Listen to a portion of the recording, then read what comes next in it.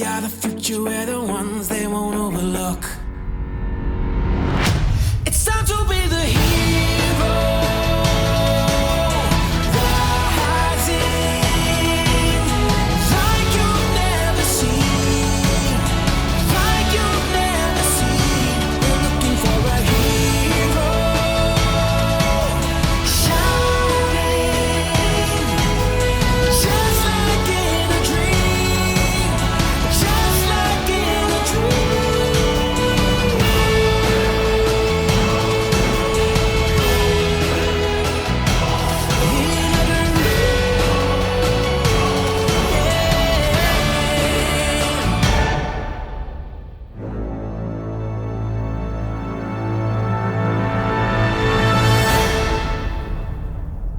Entonces, ¿Este nos lo pasamos? ese nos lo pasamos o como estamos en familia igual no hace falta, no lo sé. Pruébalo tú, ahí. Que lo Sí, pruebe, no, pero que- tú vas a arrancar tú, ¿no? Sí, arranco yo. ¿Y qué quieres que pruebe? Pásame el micrófono. ¿No? Eric, avisa cuando empecemos. Hola, ¿qué tal? ¿Todo bien? Me alegro. Cuando tú digas, pues arrancamos. ¿Sí? A ver, perdón un momento, ¿por qué?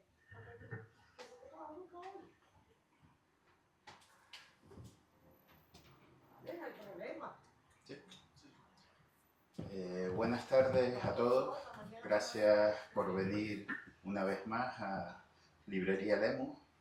Esta actividad pues cierra el programa de noviembre, mes del vino Tacoronte Centejo en la Laguna. Y curiosamente, pues la cierra con el mismo motivo que cerramos el mes de junio anterior, que es hablando de Millán Astray. Es lo que nos ha traído nuevamente un tebeo donde aparece la figura del militar. Estoy acompañado en la mesa por Francisco Pomares, editor de la obra, y por Eduardo González, el autor de la misma. Tenemos un hilo musical de fondo, no sé si nos interrumpe. Vale. Y nada, y lo que vamos a hacer, pues bueno, una breve presentación y después Eduardo pues seguirá firmando a aquellos que quieran que les dedique su ejemplar de este TVO.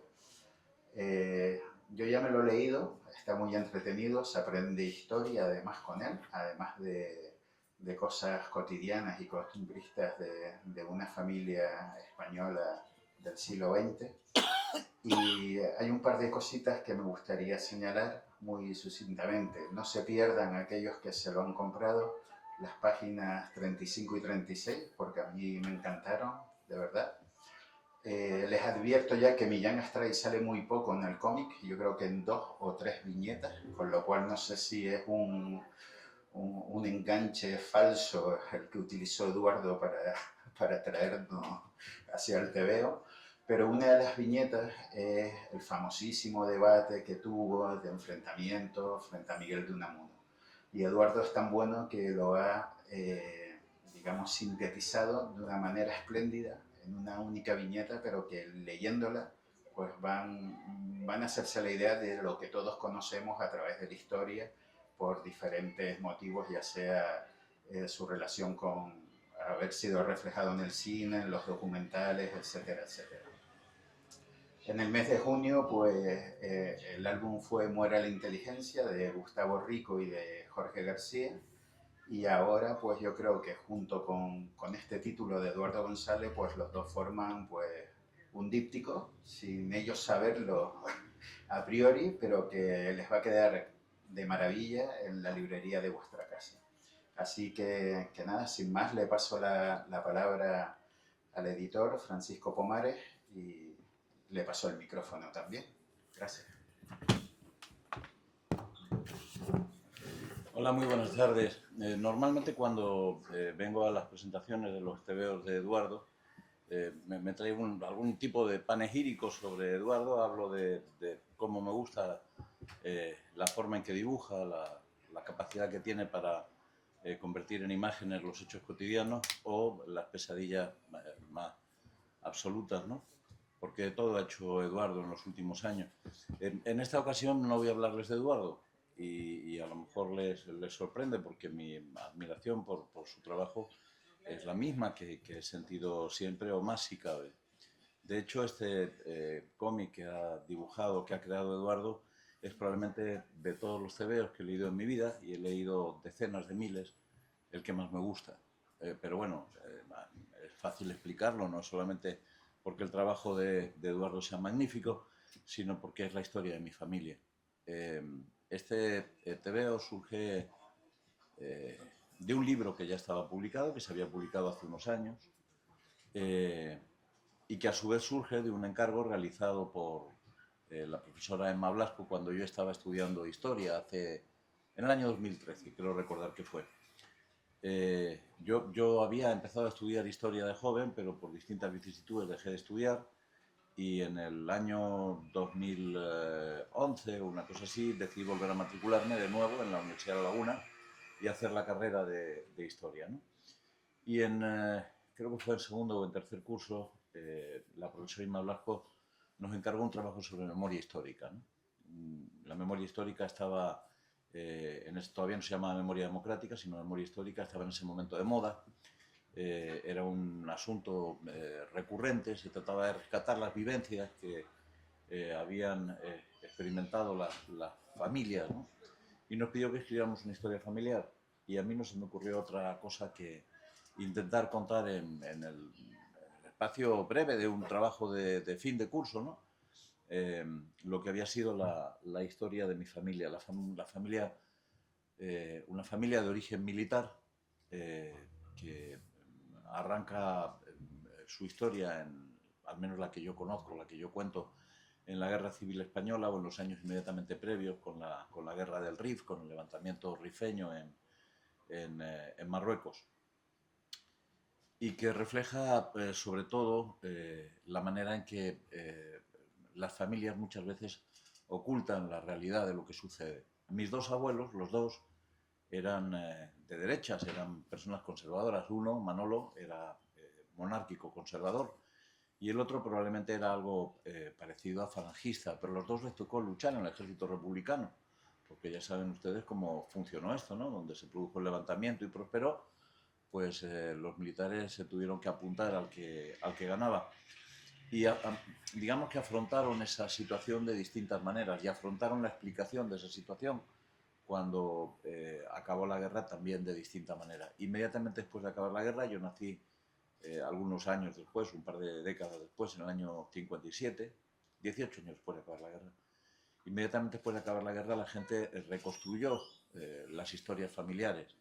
Mis dos abuelos eran militares, uno de ellos, Manolo, había sido un héroe de guerra, tenía la medalla laureada de San Fernando, que en España se decía que la individual la tenían Franco y él, y de hecho durante mucho tiempo estuvo allí entre la medallística del Museo Militar, el antiguo Alcázar de Toledo, ¿no? El otro, mi abuelo Paco, que se llamaba como yo, Paco Pomares, el padre de mi padre, era un personaje singular que murió jovencísimo, murió con 54 años como consecuencia de cuidarse poco. Y básicamente, al acabar la guerra, gracias a los recursos y a las afinidades que tenía con antiguos colegas de armas en la época previa a la guerra, consiguió contratos en defensa, se convirtió en un constructor y hizo muchísimo dinero. Son dos historias diferentes, las de mis dos abuelos. Uno es un hombre que cuando, después de la Guerra Civil Española, llega a la guerra de Sidi Ifni, intenta que lo vuelvan a reconocer como militar en el ejército para volver a luchar, y solicita al entonces ministro de Defensa, que era uno de los hombres que había estudiado con él de joven en la academia, bueno, había estudiado con su hermano, le solicita que le deje reincorporarse al ejército para luchar en la guerra, ¿no? Tenía un hombre muy militar, tenía un espíritu muy castrense, tenía un sentido del honor, de la patria, esas cosas que estiraban antes muy, muy castrense, ¿no?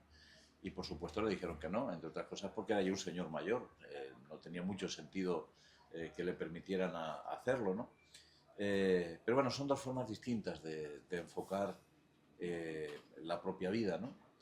En este tebeo, que es casi una apuesta personal de Eduardo, al que Eduardo es muy amigo mío, muy amigo mío, es probablemente uno de los 4 o 5 amigos que tengo. Y le había regalado el libro en el que se contaba esta historia, ¿no? Y un día decidió ponerse a dibujarlo y me apareció con algunas cuartillas, de la manera en que él dibuja, ¿no? Sobre cuartillas pequeñas, a enseñarme lo que había hecho y en realidad no son cuartillas, son DIN A4, ¿no? Y me dejó básicamente pasmado porque me reconocí, ¿no? Me reconocí yo, que aparezco también en el libro con mi padre. ¿Y por qué se llama este libro La historia que Millán Astray le regaló a mi abuelo? Porque la familia de mi padre, la de un hombre que había sido falangista y sin embargo fue purgado al acabar la guerra, porque se purgó a todos los que habían luchado en el bando republicano, construyó una historia, una historia sobre la pistola de mi abuelo. Y la pistola de mi abuelo, que hoy tengo yo en mi casa, la pistola de mi abuelo acompañó esa historia de mi familia todo el tiempo. Es una historia falsa, como casi todas las historias realmente interesantes, ¿no? Y es una historia de la que se hablaba en voz baja en casa, ¿no? Es decir, recuerdo que le pregunté en varias ocasiones, siendo niño, a mi padre sobre el asunto y no me quiso ni siquiera contestar, ¿no? Recuerdo que le pregunté a mi otro abuelo, porque mi abuelo había ya muerto. Mi abuelo, Paco Pomares, murió cuando yo tenía 3 años, ¿no? Yo le pregunté a mi otro abuelo, oye, el otro abuelo era un héroe, tenía la pistola de Millán Astray. Millán Astray se la había regalado por sus hechos valerosos, ¿no? en el Alcázar de Toledo y tal. Y mi abuelo Manuel me miraba así con un poquito con comisario y decía, bueno, no, nadie hablaba realmente de esa historia, ¿no? Cuando yo cumplí los 14 o 15 años, yo estudiaba en un colegio italiano, en el Italiano de Madrid, por eso hablo italiano.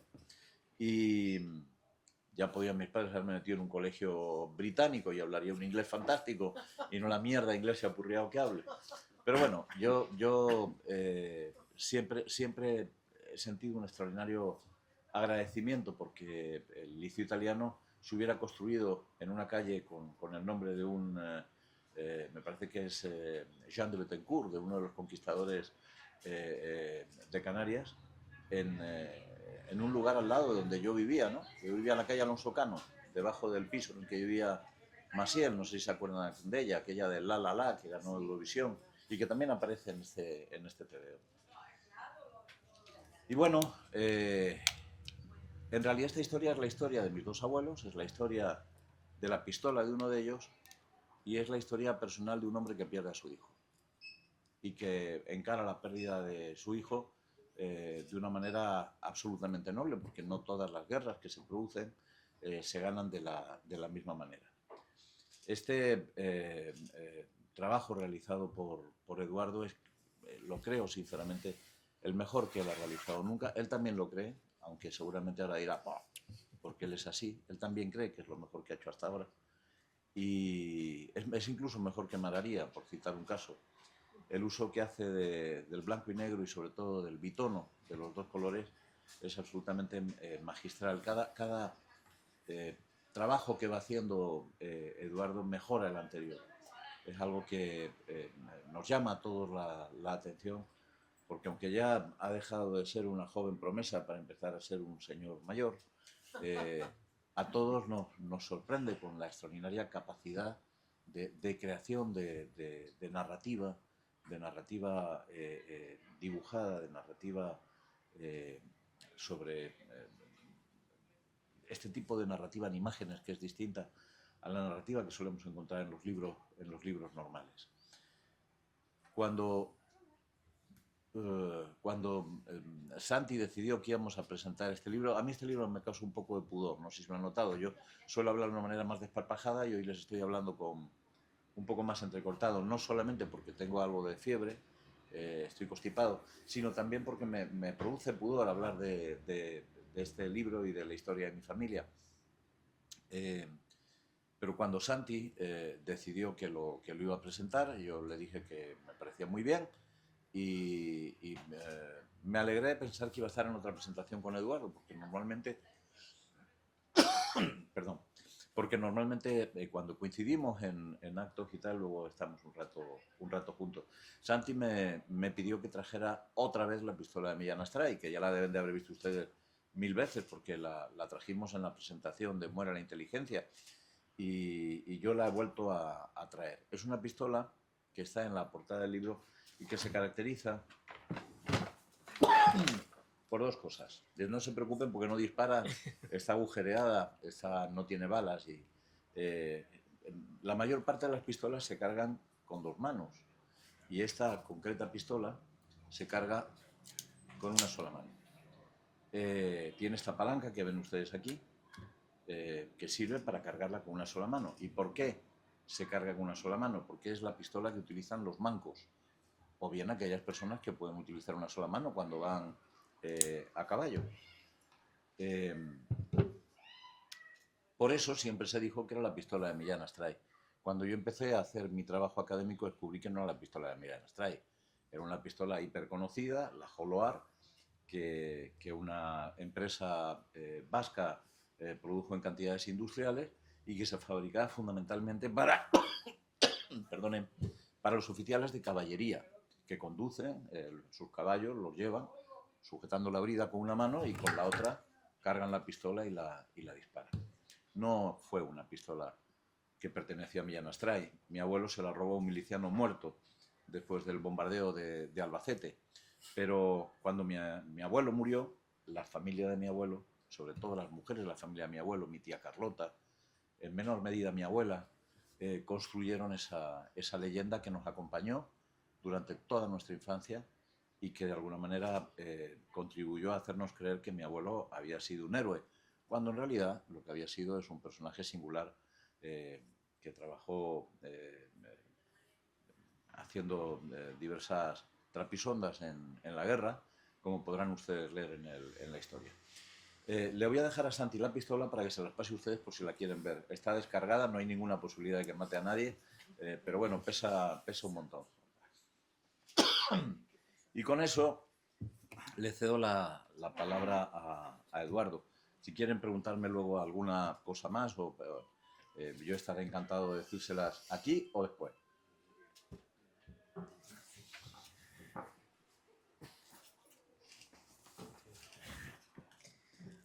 Bueno, hola, pues nada, gracias por haber venido, por acompañarnos hoy aquí.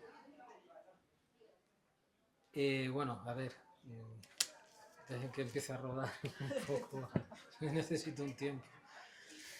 Sí, la pistola que Millán Astray le regaló a mi abuelo.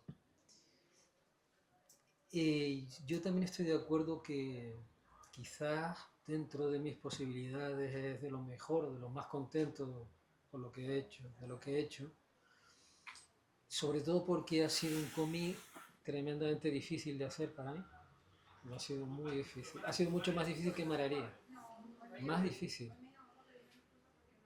Primero porque yo mismo me cargué la responsabilidad de responder ante un amigo, ante un buen amigo que es Paco, que confió en mí para hacer esto, ¿no?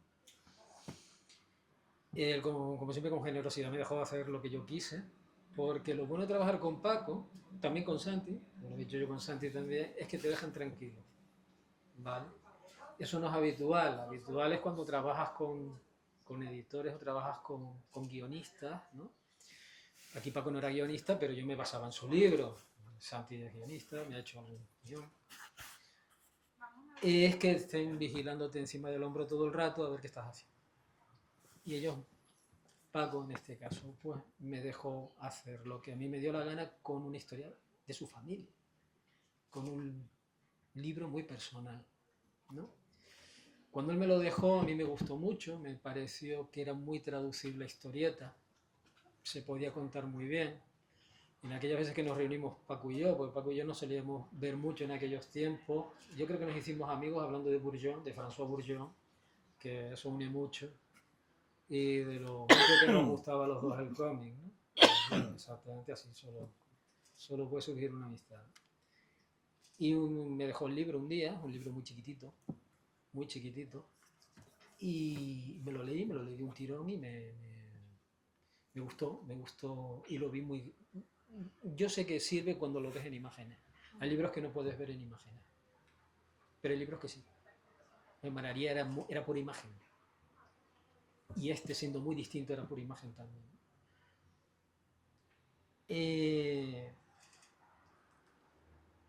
Fue un reto, cuando Paco me deja hacer y empezamos a hacer y tal. Fue un reto porque es un lenguaje periodístico, es una crónica periodística. Paco es periodista, evidentemente. Es un lenguaje distinto. Yo he hecho cosas de todo tipo, he hecho de guanches a futbolistas y he hecho cosas que no creerían. Porque hay que comer en esta vida. Pero nunca había hecho algo con un tipo una crónica de este tipo, ¿no? Y fue un reto y me gustó mucho. Fue difícil de hacer porque transcurre en épocas distintas, en el siglo XX. La idea del bitono fue por colocar cada época en un color distinto. La guerra de África tiene un color distinto, la guerra civil tiene un color distinto, Mula, el pueblo de Murcia, donde transcurre una parte de la acción, tiene su propio color. Y lo vi rápido que aquí tenía que dejar el tipo de dibujo que había empleado en Mararía y otro tipo de dibujo que había hecho, por ejemplo, con Autobiopsia, o que había hecho, que es otro cómic que hice, y centrarme en un tipo de dibujo distinto y utilizando color, pero de una forma contenida, un bitono para cada momento histórico. Lo planifiqué, empecé a trabajar en él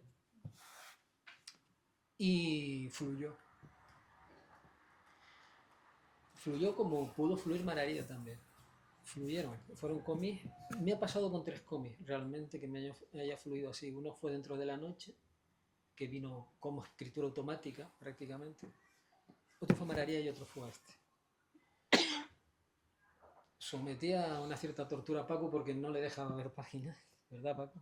Paco me pedía, pero él me dejaba hacer y entendía que yo hasta el final prácticamente no le mostrase nada, ¿no? O sea, algunas personas escogidas, como Irene y tal, de vez en cuando le iba enseñando alguna cosita y tal, así a la chita callando, pero muy poca gente lo veía, ¿no?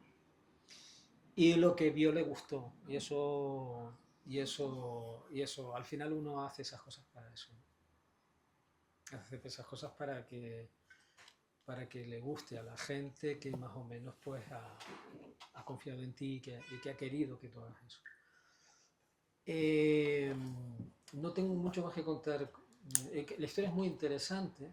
Es muy interesante. Paco tiene la valentía de contar una historia familiar. También es cierto que no es muy distinta de muchas historias de familiares que podamos tener todos nosotros, ¿no? Que eso también es lo que lo hace cercano. Eso es lo que le hace comprensible por todos y eso es lo que le hace reconocible para todos, ¿no? Que es muy singular la historia. Es muy singular porque lo que pasa con tus 2 abuelos evidentemente responde a una coyuntura muy concreta y a unos hechos también muy curiosos. Pero creo que cada uno puede reconocer a sus propios abuelos aquí, a sus propias familias, a sus propios padres. Me gustó contarlo. Quizás sea una especie de autobiopsia de Paco, que en el sentido de que yo hice mi propia autobiopsia, ¿no? Aunque con sus propios matices. Me enrollo mucho y divago y digo cosas raras, lo siento, no lo sé. No tengo mucho que decir tampoco, no lo sé. Pregunten lo que ustedes quieran. Y bueno, no sé, eso, me gustó mucho, me lo pasé muy bien y creo que el cómic cuenta una historia que está muy bien y se lo deben leer todos los que están aquí. Y los que no están aquí también deben leérselo. Porque este es bueno. Es muy bueno. No es que mi trabajo sea bueno, coño, que la historia es muy buena, que está muy bien. Señores. Acabas de decir que cada época le daba como Sí, un tono, ¿no? Y claro, yo no lo he leído, lo acabo de comprar, estoy ojeando así, y veo de repente en una parte que se encuentran los tiempos, o se encuentran sí, los tonos. claro. Incluso hay una pequeña transición de uno a otro. Si te das cuenta, Sí, entre yo las todavía viñetas, no lo he leído, ¿no? Pero digo, aquí hay... sí, los colores incluso saltan de una viñeta a la otra diluyéndose para que veas que está dando paso a un esto distinto, ¿no? Los recuerdos tienen, ¿no? Los recuerdos actúan así. Todo es intencionado. Sí.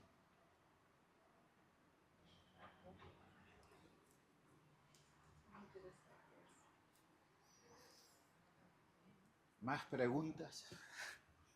Jorge. Mira, yo te quería preguntar, a ver, a la hora de construir el guión del álbum, Paco me contó que su libro, digamos, se compone de dos partes, ¿no? Una es la historia y otra son las notas, Sí. que configuran una especie de segunda historia, ¿no? Es como una contradanza. Sí. Para ti resultó muy complicado, porque en una historieta, digamos que tiene que haber cierta armonía, ¿no? O sea, unir esas dos partes. ¿Están unidas o cómo te las ingeniaste? Mira, Eduardo, No lo sé. Todavía lo está ingeniando. Sí, no, a ver. No, a ver. Esta era mi segunda adaptación literaria. Yo antes no había hecho. Primero fue Mararía, después fue esta. Entonces, no. Lo que yo hacía en ambos casos era tener el libro encima de la mesa y me lo iba leyendo, ¿no? Iba haciendo una story. Iba haciendo una story. Y sobre esa story iba construyendo la historia, iba apuntando diálogos y tal. Pero creo que funciona. A mí el libro me funcionó como un conjunto. Yo integraba las notas. Yo las notas las iba integrando. Y creo que funcionaba como conjunto, al menos para mí, ¿no? Yo iba dibujando y con el libro encima. Siempre, igual con como con Mararía, el libro encima, iba leyendo, iba dibujando, volvía otra vez. Yo los libros al final me los acabo leyendo 5, 6, 7 veces. Y en base a eso, pues con el story trabajaba, ni siquiera construía, ni siquiera redactaba un guión. Yo no tengo un guión técnico. Simplemente el guión es el libro en sí. El libro, y siempre procuro hacer muy pocas variaciones. Pues si puedo, metes diálogos. Aquí no habían diálogos, evidentemente, pero en Mararía sí habían diálogos y intentaba que los diálogos fueran totalmente los que son en el libro, tal, así, ¿no? Entonces, esa era mi forma de hacer los guiones. Siempre tienes que meter tijeras, siempre tienes que hacer tus elipsis y tal, porque... No sé, aquí, ¿sabes lo que pasa? La historia no necesita mucha tijera porque está condensada. Si es que repas tienes que meter tijera, ¿no? O tienes que hacer algo así. Aquí no fue necesario. En Mararía no fue tampoco demasiado necesario. Si había alguna cosa que era meramente descriptiva, páginas descriptivas donde el lenguaje del autor es importante literariamente, pero en cuestión de cómic tú sabes perfectamente que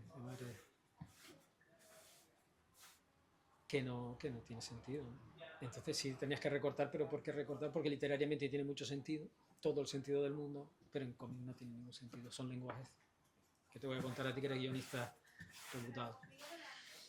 Y entonces, pues eso. Sí. Ahora estoy a otro con otra adaptación y o la Lapa, que lo sabes, ¿no?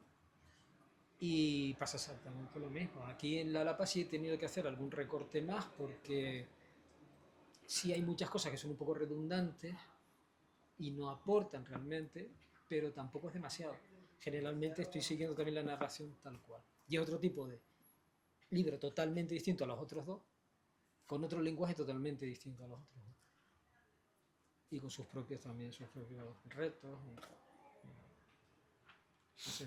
Ustedes saben que Eduardo tiene la costumbre de quitarse importancia, de quitarle importancia a todo lo que hace, de hablar como si a él las cosas le fluyeran de una manera mágica o sobrenatural, ¿no? Como si estuviera tocado por... Y además, eso es cierto, pero él como que le quita importancia, no le da importancia a que las cosas le salgan como le salen. Yo entendí la pregunta que estaba haciendo, entendí exactamente qué es lo que querías preguntar, porque efectivamente el libro son dos. Son dos en un texto que tiene 20 folios, un texto muy pequeño, muy pequeño, porque es un trabajo de curso. Y bueno, la profesora se enfadó mucho conmigo porque había escrito más de 5 páginas, imagínense, ¿no? El libro es una historia contada por un joven, ni siquiera por un niño, por un joven que recuerda su infancia y que en algunos momentos deja de ser un joven para ser un hombre, en muy pocos momentos, ¿no? Es una historia contada en primera persona y en la que básicamente se habla de mis dos abuelos, de la puñetera pistola y de mi padre. Es un libro básicamente con protagonistas hombres, no sé cómo no me montaron algún pollo por eso, ¿no? Ahora que todo tiende a ser igualitario, pero el libro contaba una historia falsa, sin decir que era una historia falsa, y las notas demostraban que la historia lo era. Aunque eso no es lo más importante, ¿verdad? O sea, en realidad no es lo más importante. ¿Qué es lo que hizo el Lerenda este? Este tipo cogió, contó la historia y de una manera asombrosa utilizó las 4 o 5 notas que eran necesarias para que la gente se quedara con lo que el libro quería contar utilizando esos dos mecanismos. Él puede creer que eso ocurrió de una manera milagrosa. Ocurrió porque es un narrador de 2 pares de cojones. Ocurrió porque cada vez que le toca contar una historia encuentra la manera de hacerlo y eso es lo que realmente le define. Yo creo que dibuja maravillosamente bien, pero podía dibujar de una manera mierdera que lo que hace Eduardo seguiría siendo magnífico, porque es un excelente narrador de historias. Todas las historias que él ha contado, desde el que para mí es el libro más emocionante que él ha escrito, que es Autobiopsia, que le publicó primero Santi, luego le publiqué yo, y a ver si algún día se lo publica Planeta o alguien serio. Desde ese momento todo lo que él ha contado tiene una carga emocional y un valor sincrético extraordinario, ¿no? Es un crack que además presume de que las cosas ocurren, bueno, o sea, tal, hace así, ¿no? Como si no le costara ningún esfuerzo. A mí me toca las narices el tío, o sea, porque yo todo lo que hago me cuesta un montón de esfuerzo, ¿no? Y a él parece que las cosas le salen así. Es mentira. Esa es su mentira. Es la mentira que nos cuenta. Porque luego vive raptado, construyendo sus historias. Se encierra, desaparece durante... ¿Cuánto tiempo desaparece? Años. Es decir, se pega un año entero construyendo una historia y luego viene y dice, no, bueno, tal. Pero tampoco fue tanto. Es un cuentista. Yo quería que lo supieran porque yo lo conozco bien y a mí ya no me engaña, ya no me da sopas con ondas, ¿no? Pero le tiene que costar un montón, tiene que sudar un montón. Lo que pasa es que lo que sí es cierto es que tiene un talento extraordinario para encajar las historias. Lo que hizo con la tontería que yo escribí, insisto que es un trabajo de fin de curso, es un puto trabajo de fin de curso, lo que hizo es construir un cómic bellísimo. y me da vergüenza que lo diga, pero casi todo lo que hay en este cómic no es mérito de la historia que yo conté, sino de la historia que él leyó. Que probablemente tiene algo que ver con lo que yo conté, pero la leyó él y la encajó todas las piezas de tal manera que era fácil. Yo les voy a decir lo mismo que les dijo Eduardo, léala, porque es la mejor historia que Eduardo ha contado nunca. ¿Mm?